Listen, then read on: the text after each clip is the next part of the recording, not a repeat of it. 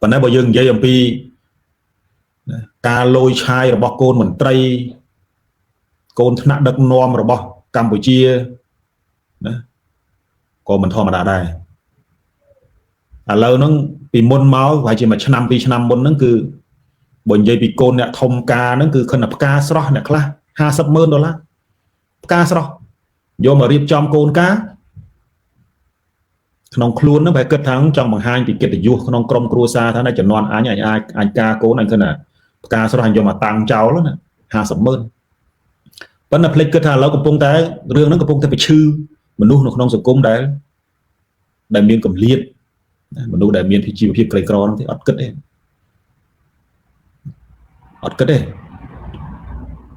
ហើយកន្លងមកហ្នឹងក៏ឃើញមានកូនឬក៏ប្រពន្ធរបស់មន្ត្រីជាន់ខ្ពស់និយាយចំឈ្មោះទៅគឺប្រពន្ធលោកហ៊ុនម៉ាណីហ្នឹងខ្ញុំមើលទៅត្រួសឃើញឆ្លៀករោបតម្លៃតាមបណ្ដាញសង្គមខ្ញុំមិនដឹងព័ត៌មានហ្នឹង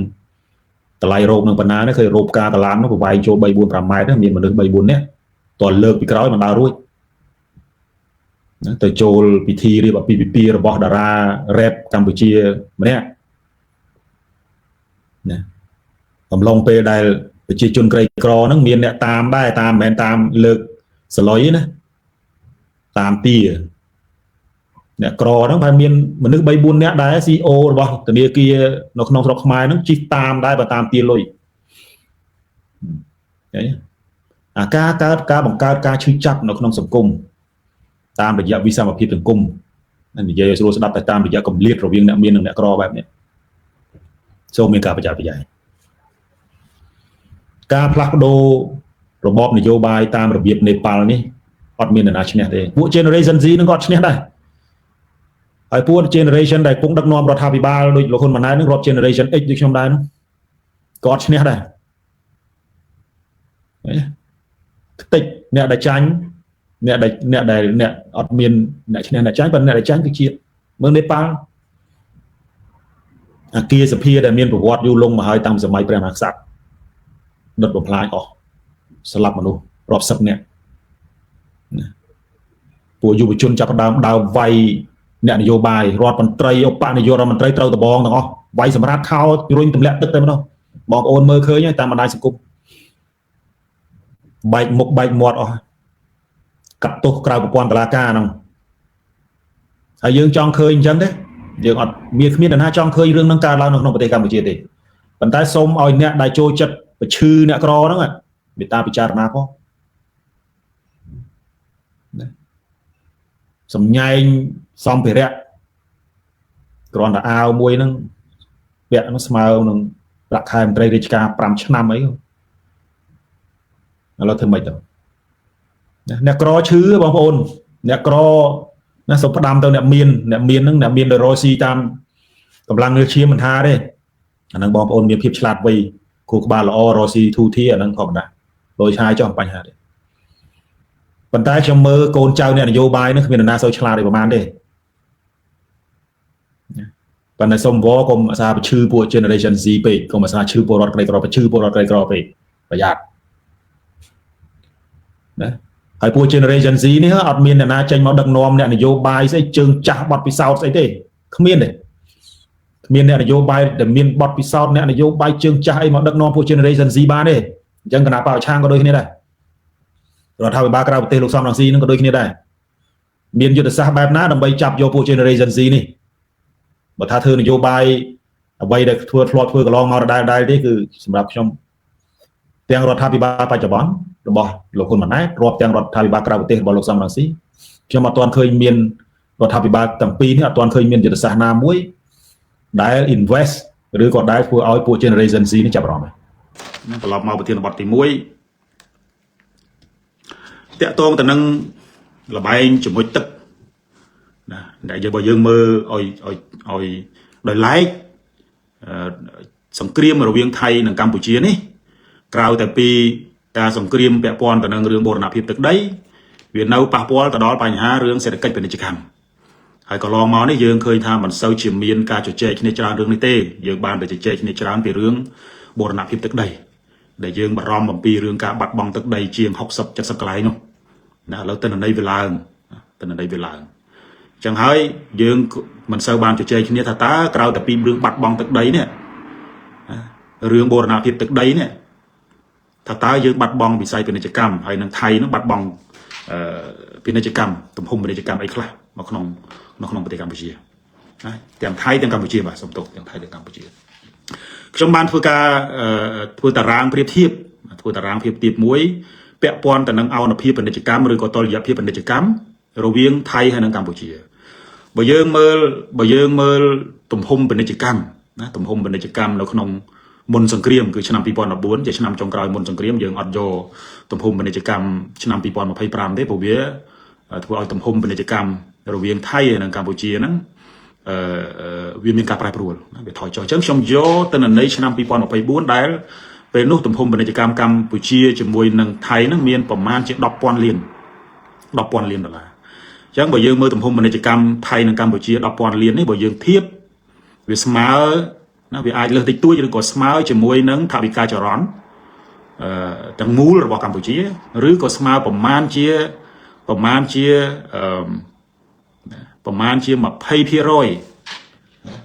នៃទំហំនៃទំហំសេដ្ឋកិច្ចកម្ពុជាទំហំសេដ្ឋកិច្ចកម្ពុជាយើងប្រមាណជា40,000 លានអញ្ចឹង10,000 លានប្រមាណជា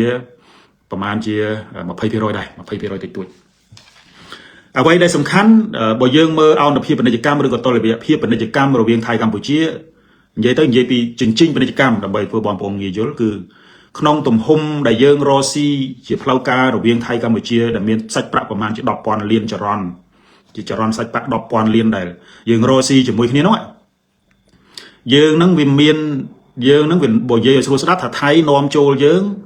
ក្នុងចំណោម 10,000 លានថៃនាំចូលយើងវា 9,000 លានទៅហើយយើងទំហំសាច់ប្រាក់ឬក៏ទំហំពាណិជ្ជកម្មដែលយើងនាំចូលទៅប្រទេសថៃហ្នឹងគឺមានប្រមាណជា 1,000 លានទេ800 ជិត 900 លានទេអញ្ចឹងយើងនិយាយតួលេខគត់ថាយើងនាំទៅគេ1គេនាំមកយើងវិញ9ណានាំមកយើងវិញ9ហើយក្នុងចំណោម9ហ្នឹងវាមានទំហំប្រមាណជា 10,000 លានអញ្ចឹងគេនាំទំហំពាណិជ្ជកម្មដែលគេនាំចូលសាច់ប្រាក់ទំហំសាច់ប្រាក់ដែលគេយកមកលក់ឲ្យយើងហ្នឹងមានប្រមាណជា 9,000 លានយើងលក់ដលងលក់ស្អីជាពិសេសផលិតផលកសិកម្មទៅថៃហ្នឹងវាមានទំហំតែ 1,000 លានទេ 1,000 លានដុល្លារបងប្អូន 1,000 លានដុល្លារប៉ុន្តែថ្មីនេះយើងឃើញថាសារព័ត៌មានថៃបានលើកឡើងថាថៃបានបាត់បង់ណាក្រោយពីមានសង្គ្រាមជាមួយនឹងកម្ពុជា2ឆ្នាំនេះថៃបាត់បង់សាច់ប្រាក់ឬក៏បាត់បង់ទំហំសេដ្ឋកិច្ចរបស់ខ្លួនហ្នឹងប្រមាណជា 180,000 លានបាត 180,000 លានបាតនេះបើគិតជាដុល្លារប្រមាណជា 50,000 លានដុល្លារណាបើយើងយកគុណ32ទៅ1ដុល្លារហ្នឹងវាឃើញថាប្រមាណជាប៉ុណ្ណោះ 50,000 លានដុល្លារនឹងអ្វីដែលថៃបាត់បង់ណាប៉ុន្តែសំណួរសួរថាហេតុអីបានវាបាត់ច្រើនម្ល៉េះព្រោះទំហំពាណិជ្ជកម្មរបស់យើងវាមានតែ 10,000 លានទេបើ2ឆ្នាំវាថា10គុណនឹង2ទៅវា 20,000 លានប៉ុន្តែហេតុអីវាបាត់រហូតដល់ 50,000 លានបងប្អូនមានឆ្ងល់ទេអានេះខ្ញុំបញ្យល់ខ្ញុំមិនមែនជាអ្នកសេដ្ឋកិច្ចទេប៉ុន្តែខ្ញុំបញ្យល់តាមរបៀបដែលខ្ញុំយល់ហើយដែលបងប្អូនអាចយកទៅពិចារណាបានខ្ញុំមើលឃើញថាអាតួលេខ 10,000 លានក្នុងមួយឆ្នាំនៃទំហំពាណិជ្ជកម្មរវាងថៃនិងកម្ពុជានេះណាវាជាតួលេខពាណិជ្ជកម្មផ្លូវការជាតួលេខផ្លូវការដែលយើងផ្លាស់ប្ដូរពាណិជ្ជកម្មឆ្លងដែនរវាងគ្នានឹងគ្នាក៏ប៉ុន្តែអាលុយដែលវាប៉ោងឡើង2ឆ្នាំបាត់ទៅដល់ 50,000 លានវាលើសទំហំពាណិជ្ជកម្មរហូតដល់2ដងនេះណាអា 30,000 លាននោះវាមកពីណាអ្វីដែលខ្ញុំចាប់អារម្មណ៍គឺអាការលំហូរសាច់ប្រាក់ក្រៅតែពីពាណិជ្ជកម្មនៅក្នុងនឹងមានតាំងពីណាពេទ្យដែលខ្មែរយើងស្ពាយលុយរាប់រយលានក្នុងមួយឆ្នាំទៅណាទេសចរហើយនឹងកូនខ្មែរទៅរៀននៅស្រុកថៃទៅបង់លុយទៅអីហ្នឹងអាហ្នឹងវាបូកសរុបទៅ2ឆ្នាំហ្នឹងបើនិយាយពីរឿងលុយខ្មែរឬក៏សេដ្ឋកិច្ចឬក៏ទំហំស្រេចប្រាក់ខ្មែរហូរចូលប្រទេសថៃណាក្រៅតែពីតួលេខផ្លូវការនៃពាណិជ្ជកម្មរវាងប្រទេសទាំងពីរនេះវាឃើញថាវាមានទំហំធំណាស់ហើយអ្វីដែលអ្នកសេដ្ឋកិច្ចថៃហើយនឹងអ្នកវិភាគថៃមួយចំនួនមើលរំលងដោយតែងតែប្រមាថទីផ្សារខ្មែរណាប៉ុន្តែតាមពិតទៅហ្នឹងគឺអ្វីដែលកើតឡើងកន្លងមកនេះខ្ញុំមិនកាន់ជើងខាងណាទេប៉ុន្តែគ្រាន់តែថាតួនាទីរបស់អ្នកសារព័ត៌មានគ្មានវិជ្ជាជីវៈណាជាពិសេសពួក MMO អីហ្នឹងដែលផ្សាយព័ត៌មានពន្យុះធ្វើឲ្យមានកំហឹងស្អប់រវាងជនជាតិហើយនិងជនជាតិតែអ្នកនយោបាយទៅវាតណើបទៅហើយ បណ្ដាគណៈថាដល់ឥឡូវនេះគឺជំរុញឲ្យពលរដ្ឋហើយនឹងពលរដ្ឋរវាងប្រទេសទាំងពីរនោះមានចំនួនតែម្ដងស្អប់ខ្ពើមគ្នាតែម្ដងចឹងហើយនៅពេលដែលថៃអញ្ចឹងមកថាវាមានតែថៃទេបើយើងនិយាយទៅយើងថាគេភ្លើនោះវាមិនបានទេព្រោះគេភ្លើគេមិនយករបស់លួចមកយើងទេប៉ុន្តែគ្រាន់ថាវាមានតិចតួចណាស់ដែលមានចរិតមាក់ងាយអ្នកទិញមាក់ងាយអ្នកទិញខ្លួនឯងដល់ឃើញអ្នកទិញខ្លួនឯងនោះដូចថាអ្នកក្រប៉ុន្តែនៅពេលដែលអ្នកក្រនោះវាឈប់ទិញក្រុមហ៊ុននោះវាចង់បះជើងណាយើងនិយាយក្នុងកម្រិតក្រុមហ៊ុនណាឧទាហរណ៍ដូចហាងកាទៀវមួយចឹងអ្នកធាក់ស៊ីក្លូអ្នករត់ម៉ូតូដប់អ្នករត់តុកចូលទៅស៊ីហ្នឹងមិនសូវជាស្វាគមន៍ទេប៉ុន្តែបើមានអ្នកជិះលុចស៊ីឡង់គ្រូសឺស្អីទៅអង្គុយស៊ីហ្នឹងអូស្វាគមន៍រាក់តាក់ជូតតុកជូតអីឲ្យដោយការទុនភ្លុនប៉ុន្តែសួរតម្លៃកាទៀវហ្នឹងវាប្រែប្រួលទេអត់ប្រែប្រួលទេកាទៀវមួយចាន 5000 លក់ឲ្យតុកក៏ 5000 លក់ឲ្យអ្នកជិះឡង់គ្រូសឺក៏ 5000 មិនរួចចុះថ្លៃឲ្យអ្នកជិះឡង់គ្រូសឺទៅទៀតក៏ប៉ុន្តែអាចរឹកមើងងាយអ្នកលក់អ្នកជិះអ្នករត់ម៉ូតូដប់អ្នករត់តុកអ្នករត់កង់អ្នកណាស៊ីក្លូអីឧទាហរណ៍វាចរិតស្តៀងអញ្ចឹងដែលខ្ញុំលើកឧទាហរណ៍មួយនេះមកខ្ញុំចង់ឲ្យបងប្អូនយល់ថាថៃរងហើយវាចរិតស្តៀងអ្នកលក់កាទៀវដែលមើងងាយអ្នកក្រអញ្ចឹងខ្ញុំលើកនេះវាមានកើតឡើងនៅក្នុងសង្គមយើងពិតមែនណាមិនមែនជារឿងដែលប្រឌិតទេណាហើយពួកថៃនេះវាគិតថាអញ្ចឹងវាគិតថាមិនខ្វល់តែខ្មែរនឹងទិញប្រមាណទេណាមើលទៅក្រប៉ុន្តែដល់ពេលខ្មែរឈប់ទិញខ្មែរធ្វើពហិការចាប់ផ្ដើមមកខ្ញុំចាំបានថាវាមានពួក MMO មួយចំនួនដែលមានឥទ្ធិពលនៅក្នុងបណ្ដាញសង្គមរបស់ថៃហ្នឹងណាប្រមាថកម្ពុជារហូតដល់អ្នកខ្លះហ្នឹងនិយាយថាបើថៃឈប់លក់ទំនិញឲ្យខ្មែរតែមួយឆ្នាំខ្មែរងាប់អស់ហើយបានដឹងបានអីស៊ីទេមិនដឹងបានអីស៊ីមិនដឹងមានថ្នាំឯណាថ្នាំដុសធ្មេញឯណាមកដុសធ្មេញមិនដឹងថាមានសាប៊ូឯណាមកដុសខ្លួនទេហើយស្អុយពេញប្រទេសមើលវិញនិយាយហើយអ្វីដែលយើងបារម្ភបំផុតហ្នឹងគឺអា MMO ទាំងអស់ហ្នឹងវាមានឥទ្ធិពលទៅក្នុងផ្នត់គំនិតអ្នកនយោបាយទៅទៀតឃើញទេអញ្ចឹងហើយខ្ញុំគិតថាអ្វីដែលខ្ញុំចង់លើកយកប្រធានបទលើកនេះយកមកខ្ញុំចង់បង្ហាញឲ្យឃើញថាសង្គ្រាមរវាងប្រទេសទាំងពីរវាអត់មានឈ្នះទេវាមានតែចាញ់ក៏ប៉ុន្តែតួនាទីរបស់រដ្ឋាភិបាលនៅក្នុងការការពារបូរណភាពទឹកដីត្រូវតែបំពេញណាត្រូវតែបំពេញអត់អាចឲ្យប្រទេសណាមួយយកមកពាត់ដីយកស្រួលអានោះវាហួសសម័យហើយណាវាហួសសម័យហើយចឹងហើយឥឡូវនេះមិនត្រឹមតែវាបាត់បង់ណាទំហំពាណិជ្ជកម្មឬក៏ទំហំសេដ្ឋកិច្ចរហូតដល់ 50,000 លានប៉ុន្តែបើធៀបជាមួយយើងបាត់ប្រមាណជា8ទៅ 1000 លានដែរមិនមែនតែបាត់តែគេទេយើងក៏បាត់ដែរព្រោះយើងវានាំចេញទៅគេដែរហើយជាពិសេសជីវភាពបងប្អូនទាំងខាងខ្មែរទាំងខាងថៃនៅតាមព្រំដែនប៉ះពាល់ទាំងអស់យើងប៉ះពាល់ខ្លាំងជាងគេបងណាយើងប៉ះពាល់ខ្លាំងជាងគេផងមានជនភៀសសឹកបូកជាមួយនឹងជនភៀសសឹកទៅទៀតប៉ុន្តែអ្វីដែលបច្ចុប្បន្ននេះអ្វីដែលឃើញថានៅមានភាពប្រទាំងប្រទើនៅក្នុងសង្គមថៃអានេះចង់ជម្រាបជូនបងប្អូនថាវាមានឥឡូវហ្នឹងវាមានអ្នកចង់ឲ្យបើកព្រំដែនហើយនឹងវាមានអ្នកចង់ឲ្យបិទបន្តទៅទៀតហើយខាងយើងនេះអ្វីដែលខ្ញុំសរសើរណារឿងត្រូវដែលយើងសរសើររឿងមិនត្រូវយើងរិះគន់យើងអត់ផ្កាប់មុខទេយើងអត់មានរិះគន់រហូតទៅដល់មិនដឹងខុសត្រូវទេអាហ្នឹងមិនមែនជាចរិតខ្ញុំទេណាមិនមែនជាចរិតខ្ញុំទេក៏ប៉ុន្តែអ្វីដែលសំខាន់នេះជំហររបស់រដ្ឋាភិបាលកម្ពុជាដែលថាអ្នកបិទអ្នកឯងបើកខ្លួនឯងអាហ្នឹងគឺទុកឲ្យថៃដោះស្រាយចុះខ្ញុំគ្រប់គ្រងមកកំណត់ណាគ្រប់គ្រងមកកំណត់ណាប៉ុន្តែឥឡូវនេះរដ្ឋាភិបាលថៃវាកំពុងតែប្រឈមនឹងការសម្រេចចិត្តដ៏ធំមួយពួកអ្នកដែលចង់បិទចង់បន្តឲ្យកុំឲ្យបើកព្រំដែនរវាងថៃនិងខ្មែរជាពិសេសខាងពួកថៃគឺភាគច្រើនហ្នឹងគឺពួកនៅទីក្រុងបាងកកហើយនឹង MMO ដែលវារកស៊ីពីបណ្ដាញសង្គមវារកស៊ីពីបញ្ហាដែលកើតឡើងរវាងពីចំនួនរវាងថៃកម្ពុជាហ្នឹងហើយយើងដឹងហើយថាពួកបាងកកជាពិសេសភាគច្រើនជាពួកដែលគ្រប់គ្រងខ្សែរាជវង្សជាពួកអាវលឿងក្រុមពួកអាម៉ាតហើយនឹងកងទ័ពពួកនេះអត់មានប៉ះពាល់អីទេព្រោះផ្ទះវានៅទីក្រុងបាងកកវាមិននៅព្រំដែនទេណាក៏ប៉ុន្តែពលរដ្ឋថៃដែលនៅទៅប្រាំព្រំដែនមានចេតនាឲ្យព្យាយាមដោះស្រាយឲ្យលឿនបំផុតដែលអាចធ្វើទៅបានណាពួកអ្នកដែលប៉ះពាល់មុនគេហើយកំពុងតែប៉ះពាល់រហូតដល់អ្នកខ្លះរយចំណូលមួយថ្ងៃអាចបាន100 បាតផងហាងខ្លះ ជាពិសេសថៃនៅប៉ោយប៉ែតថៃនៅម្ដុំលំគឿអារ៉ាញ់អត់មានអ្នកណាមានចំណូលអីទេហើយរដ្ឋាភិបាលថៃហ្នឹងក៏មិនសូវជាខុសពីរដ្ឋាភិបាលខ្មែរប្រហែលទេមិនមែនទៅជួយស្អីណាឲ្យមានជីវភាពអីទប់ជាមួយនឹងស្ថានភាពទេណារងគ្រោះប្រឹងរស់ខ្លួនឯងទៅមិនខុសគ្នាប្រហែលទេណារដ្ឋាភិបាលពីរនេះប៉ុន្តែបញ្ហាបកតែដោយសាររដ្ឋាភិបាលទាំងពីរហ្នឹងឯងអ្វីដែលខ្ញុំគួរតែបញ្ជាក់បន្ថែមនៅក្នុងបញ្ហានេះគឺកម្ពុជានៅតែរក្សាជំហរមិនបើកព្រំដែនអ្នកណាដែលបើកអ្នកណាដែលបិទអ្នកណាដែលបើកអានេះខ្ញុំគិតថាវាជាជំហរល្អមួយដែលជាសម្ពាធសម្រាប់ទៅរដ្ឋាភិបាលថៃហើយអ្វីដែលសំខាន់ហ្នឹងគឺលបែងជាមួយទឹកដែលខ្ញុំលើកយកតែមុំសេដ្ឋកិច្ចយើងមិនបាច់និយាយពីរឿងព្រំដែនទេព្រោះព្រំដែនហ្នឹងវានិយាយច្រើនមកហើយវាទៅជាព័ត៌មានដដែលហើយប៉ុន្តែមិនមែនមានន័យថាអញ្ចឹងយើងឈប់និយាយទេណាឈប់និយាយទេឥឡូវហ្នឹងគឺបញ្ហាព្រំដែនទឹកវាបោះជំហានចូលទៅយន្តការអន្តរជាតិអាហ្នឹងរៀងកក់ក្ដៅបន្តិចទោះបីជាបានប៉ុណ្ណាមកក៏ដោយអាហ្នឹងគឺវាមានយុទ្ធធម៌ដែលយើងអាចទទួលយកបានណាដែលយើងអាចទទួលយកបានឥឡូវនេះវាបញ្ហារឿងព្រំដែនគោកជាង60កន្លែងហ្នឹងមកដល់ពេលនេះរដ្ឋាភិបាលលោកហ៊ុនម៉ាណែតហ្នឹងមិនទាន់បង្ហាញពីយន្តការណាមួយឲ្យច្បាស់លាស់ថានឹងយកដីហ្នឹងមកវិញដល់របៀបណាទេគ្រាន់តែយើងឮថាទោះបីជាឱកាសនៅក្នុងការចរចាសល់តែ 1% ក៏រដ្ឋាភិបាលលោកហ៊ុនម៉ាណែតនៅតែបន្តទៅដែរ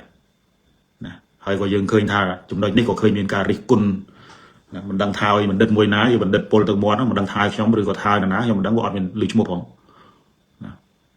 ប៉ុន្តែគ្រាន់តែថាទៅឌៀមដាមឲ្យបណ្ឌិតអីអ្នកវិភាគក្បាលតពេហ្នឹងខ្ញុំស្គាល់ប៉ុន្តែអ្នកក្បាលតពេហ្នឹងវាច្រើនដែរទាំងនៅក្នុងរដ្ឋាភិបាល$23នៅរដ្ឋាភិបាលលោកហ៊ុនម៉ាណែតហ្នឹង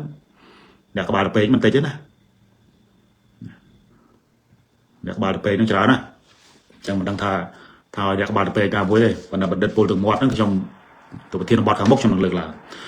ចំណុចចុងក្រោយដែលខ្ញុំចង់បញ្ជាក់នៅក្នុងប្រធានបទមួយនេះណាឥឡូវនេះលបែងជាមួយទឹកនៅក្នុងរវាងថៃកម្ពុជានៅក្នុងមុំពាណិជ្ជកម្មមុំសេដ្ឋកិច្ចនេះណាយើងឃើញថាការធ្វើពហិការរបស់ពលរដ្ឋខ្មែរបានបង្ហាញលទ្ធផលច្បាស់ថាជាការផ្ដល់នៅមេរៀនដ៏សំខាន់មួយទៅដល់ថៃដែលតែងតែប្រមាថមាក់ងាយអតិថិជនរបស់ខ្លួនឯងហើយខ្ញុំជឿថាក្រោយតែពីសង្គ្រាមថៃកម្ពុជាចប់ដោះស្រាយបញ្ហាព្រំដែនបើកព្រំដីឲ្យឡើងវិញថៃនឹងមានការផ្លាស់ប្ដូរចរិតមាក់ងាយមកកម្ពុជានឹងច្រើនណាស់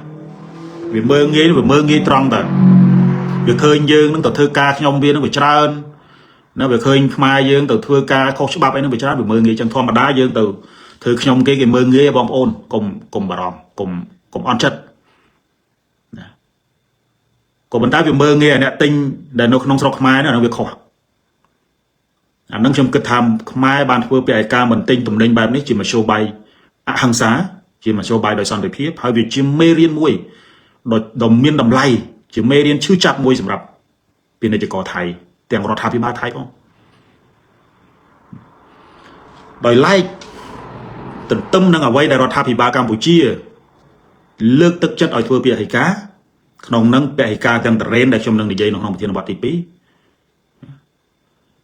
ខ្ញុំទទួលបានព័ត៌មានថាមន្ត្រីជាន់ខ្ពស់ជាពិសេសការនាំចូលមាសហើយនឹងទិន្នន័យហើយនឹងទំនិញមួយចំនួនទៀតនៅមានទំហំសាច់ប្រាក់នាំចូលប្រមាណជា$500 លាននៅឡើយទេទោះបីយើងបាត់10,000 លាននៅក្នុងការធ្វើចរន្តពាណិជ្ជកម្មឆ្លងប្រទេសមែនណាប៉ុន្តែអានាំចូលខុសច្បាប់នេះលួចនាំចូលតាមរយៈមន្ត្រីព្រំដែនក្រាក់នេះនៅមានទំហំប្រមាណជា$500 លានអាហ្នឹងបងប្អូនអាចsearchរកទិន្នន័យនឹងបានអញ្ចឹងមានន័យថាម៉េចបងប្អូនមានន័យថារដ្ឋាភិបាលលោកហ៊ុនម៉ាណែតមួយនេះណាបបួលពលរដ្ឋឲ្យជាមួយទឹកជាមួយខ្លួនដើម្បីដាក់គំនាបសង្កត់ចង់ពិនិត្យមើលថាថៃនិងខ្មែរអាណាដង្ហើមវែងជាងប៉ុន្តែរដ្ឋាភិបាលលោកហ៊ុនម៉ាណែតមន្ត្រីជាន់ខ្ពស់របស់រដ្ឋាភិបាលលោកហ៊ុនម៉ាណែតលួចងើបដល់ដង្ហើមដែលឲ្យពលរដ្ឋជាមួយតែខ្លួនឯងឲ្យពលរដ្ឋជាមួយតែឯងអញ្ចឹងឥឡូវបើយើងយោងតាមរបាយការណ៍របស់ណាអង្គការមេដាធម្មជាតិដែលរយៈពេលឆ្នាំ2025នៃការនាំចូលមាសពីថៃចូលមកខ្មែរ អ្នកណាដែលទទួលខុសត្រូវហើយបើអាមន្ត្រីកម្មគ្រប់គ្រងខណៈរឿងតរ៉េនប្រមាណតោនហ្នឹងគឺដកគេចំចាប់គេដាក់គុកចុះអ្នកនាំមាសចូលណាអញ្ចឹងហើយលបែងជាមួយទឹកមួយនេះណាអ្នកជាមួយទឹកដែលពិតប្រកបការពារកិត្តិយសជាតិការពារការប្រមាថពីអ្នកចិត្តខាងគឺពលរដ្ឋមិនមែនរដ្ឋាភិបាលទេបើពឹងលើរដ្ឋាភិបាលមួយនេះហ្នឹងតិចតិចលួចងើបដល់ថើមតិចតិចលួចងើបដល់ថើមទេពលរដ្ឋទេជាអ្នកដែលជំមុជរហូតដល់ថៃឃើញថាអានេះទៅហើមវែងរបស់វាមែនហេអញ្ចឹងហើយអ្វីដែលរដ្ឋាភិបាលលោកហ៊ុនម៉ាណែតតែងតែប្រកាសឲ្យពលរដ្ឋជឿលើរដ្ឋាភិបាលមិននឹងប្រកាសគេជឿខ្លួនឯងណាខ្លួនឯងជំមុជទឹកធ្វើជាគំរូគេផងខ្ញុំជឿថារដ្ឋាភិបាលលោកហ៊ុនម៉ាណែតមិនមែនមិនដឹងថាអ្នកលួចនាំចូលផលិតផលទំនិញមួយចំនួនដែលមានទំហំសាច់ប្រាក់ប្រមាណជា500លានដុល្លារនេះមិនដឹងទេខ្ញុំមិនជឿទេព្រោះបណ្ដាញចារកម្មនៅក្នុងស្រុកខ្មែរហ្នឹងវាដូចកលាពេញពីងអញ្ចឹងដូច្នេះហើយលបែងជាមួយទឹករវាងថៃកម្ពុជានេះយើងនឹងឃើញថាអ្នកណាជាមួយមានដង្ហើមវែងជាងអ្នកណាជាអ្នកជាមួយទឹកពិតប្រាកដណាអ្នកណាជាអ្នកជាមួយទឹកពិតប្រាកដយើងមិនបាច់និយាយខាងភាគីថៃយើងនិយាយខាងយើងរវាងពលរដ្ឋហើយនិងរដ្ឋាភិបាលរបស់លោកហ៊ុនម៉ាណែតអ្នកណាជាមួយទឹកបានអ្នកណាជាមួយទឹកពិតប្រាកដ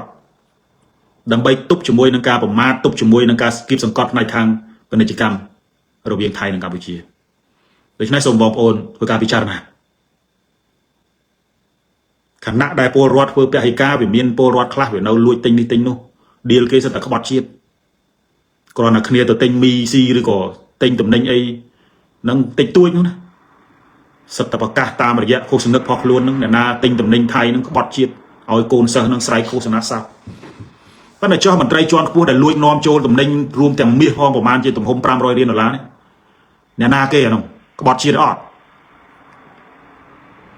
ក្បត់ជាតិអត់ដូច្នេះសូមជួយពិចារណាបងប្អូនប្រជាពលរដ្ឋបងប្អូនអ្នកស្ដាប់ខ្ញុំសូមជួយពិចារណាហើយរដ្ឋាភិបាលលោកហ៊ុនម៉ាណែតហ្នឹងក៏គួរតែឆ្លើយនៅសំណួរអស់ហ្នឹងផងព្រោះបើពឹងឲ្យសភាហៅគណៈរដ្ឋមន្ត្រីរបស់លោកហ៊ុនម៉ាណែតទៅសួរហ្នឹងទៅចាំតសេះដោះស្នែកនោះ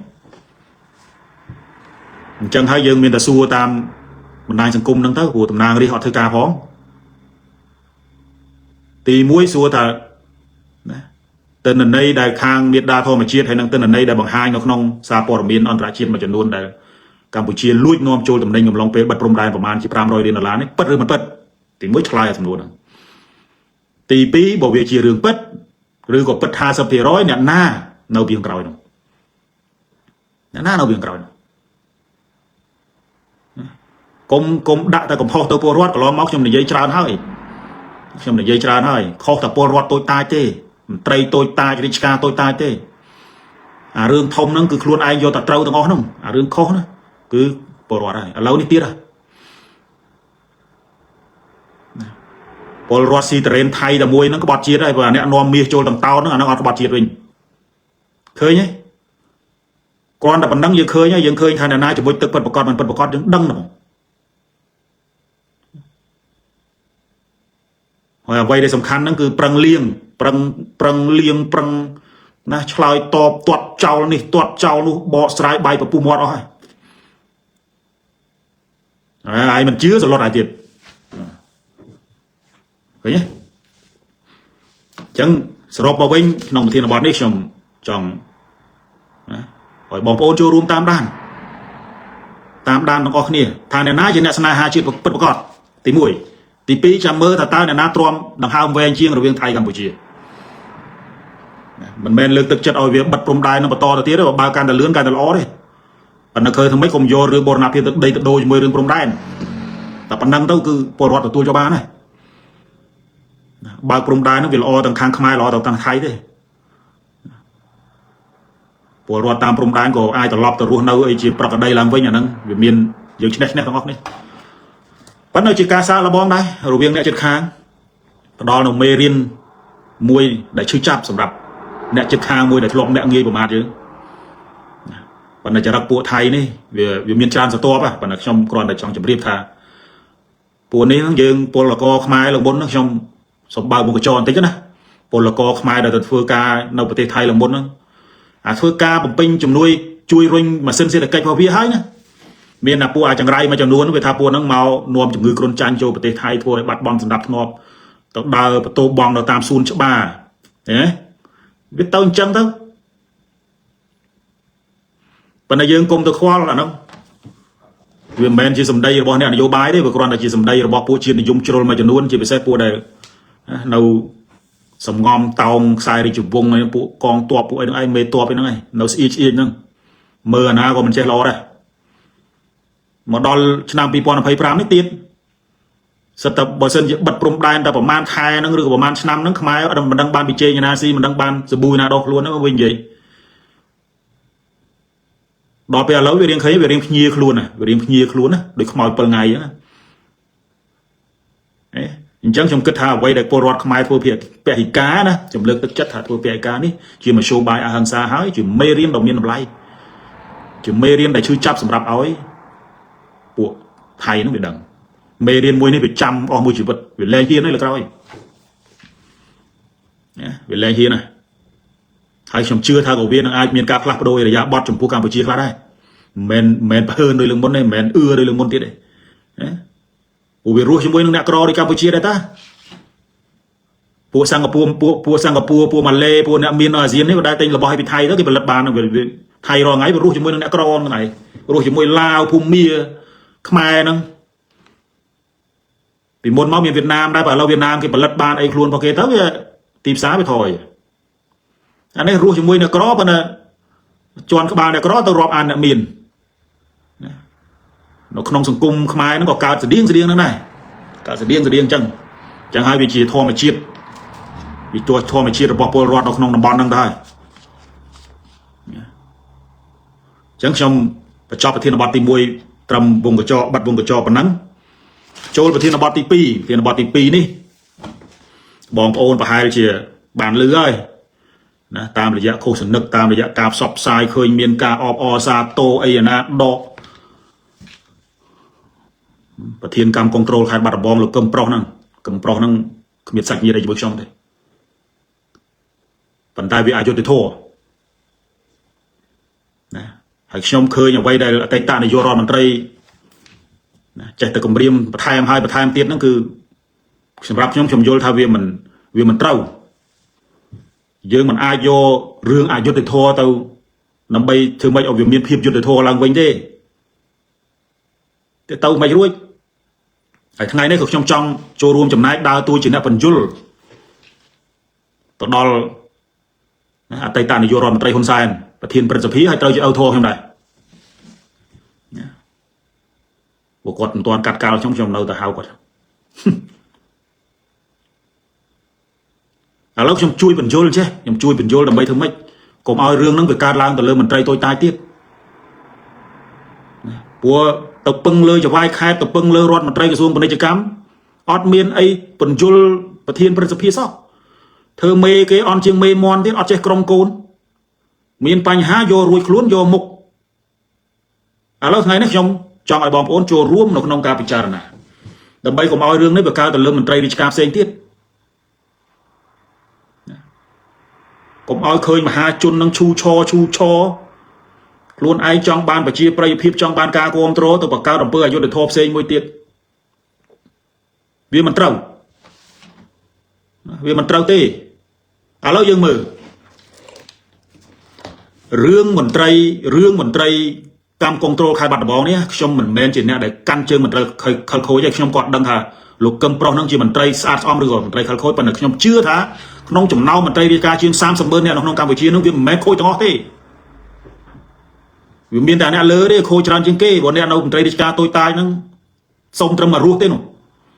ប៉ុន្តែអ្នកខុសហ្នឹងខុសតែមន្ត្រីរាជការតូចតាចហ្នឹងខ្ញុំធ្លាប់ធ្វើមន្ត្រីរាជការដែរខ្ញុំយល់ពីអារម្មណ៍ហ្នឹងហើយមន្ត្រីរាជការតូចតាចនេះក្រៅតែគេបង្ខំឲ្យចូលប៉ាគ្មានណាការពារទេតែមិនចូលប៉ាគឺគ្រោះថ្នាក់ចឹងហើយបានមន្ត្រីរាជការទាំងអស់ហ្នឹងវាពាក់ផ្លាកគណៈបកប្រជាជនទាំងអស់ហ្នឹងណាទោះបីពេញចិត្តចូលមិនពេញចិត្តចូលអាហ្នឹងគ្មានជំរឿសទេបើមិនអញ្ចឹងទេនឹងត្រូវបានគេធ្វើបាបហើយមានណាការពារបើតឡាការក៏គណៈបកប្រជាជនបលិសទៅហ៊ានទាំងអស់ trong một job mình đây tôi tai chứ nhẹ khổ lâu nay bom ôn bị đất mơสำหรับខ្ញុំលោកកឹមប្រុសដែលជាប្រធានកបដែលយើងហៅស្រួលស្ដាប់ថាប្រធានកម្មគ្រប់គ្រងខេត្តបាត់ដំបងចឹងទៅខ្ញុំថា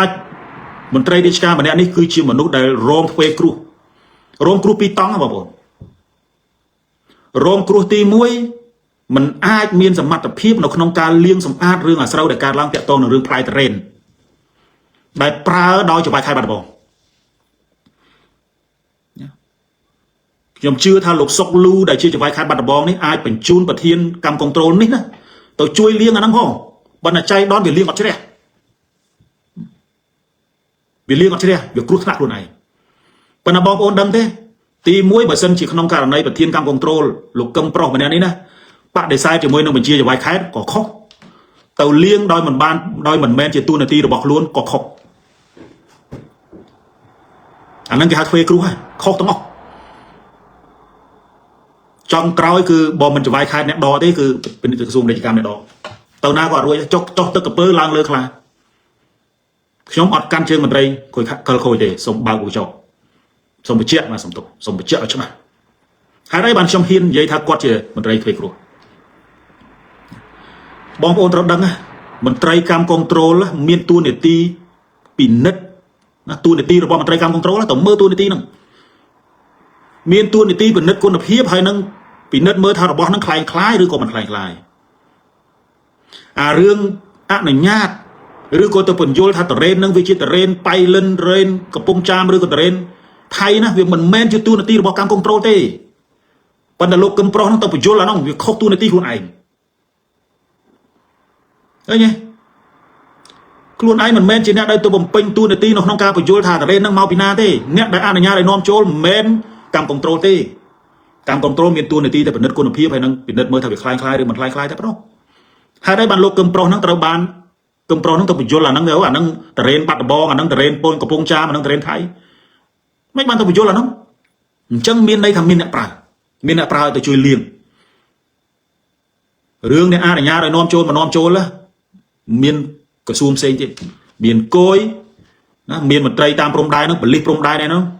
ឃើញទេមេនិយាយស្រួលស្ដាប់ថាមេនៅព្រំដែនរួចខ្លួនទាំងអស់រួមទាំងចវាយខែផងហើយចវាយខែខ្លួនឯងនេះគួរតែចេញទទួលខុសត្រូវវាក្នុងដែនសមត្ថកិច្ចរបស់ខ្លួនឯងអញ្ចឹងសង្ឃឹមថាណាអតីតនាយករដ្ឋមន្ត្រីហ៊ុនសែនយល់ពីបញ្ហានេះកុំបង្កើតអយុត្តិធម៌សម្រាប់មន្ត្រីតូចតាចច្រើនពេក